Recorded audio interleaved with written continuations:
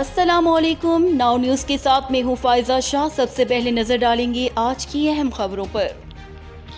मंचराबाद से खबर शामिल करते चले। इमरान खान पर अदम एतमाद की बड़ी वजह सामने आ गई। हल्का 166 में सुई गैस ना देने और मंचनाबाद और बहावलनगर को सी पैक मंसूबे के तहत मोटरवे से लिंक ना करने पर हुई। मजीद आगाह कर रहे हैं मंचनाबाद से मोहम्मद जहीर अहमद। जी जहीर अहमद, क्या तफसीलात हैं, बताइएगा।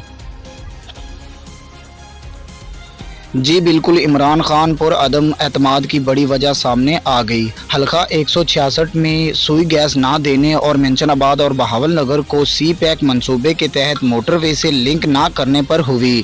मुख्तलिफ इदारों में करप्शन के सबूत पेश किए गए, इसके बावजूद कार्रवाई ना हो सकी।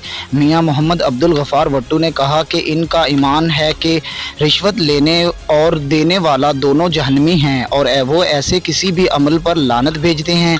मियां मोहम्मद अब्दुल गफ़ार भट्टू साहब, आप कदम बढ़ाओ, हम आपके साथ हैं। आपने हल्का की आवाम की नुमाइंदगी का हक अदा कर दिया है। जी खुद चेक करें, लेकिन मैंने महसूस किया कि उस पे मासवाए नारों की हाथ के आगे और कुछ भी नहीं था।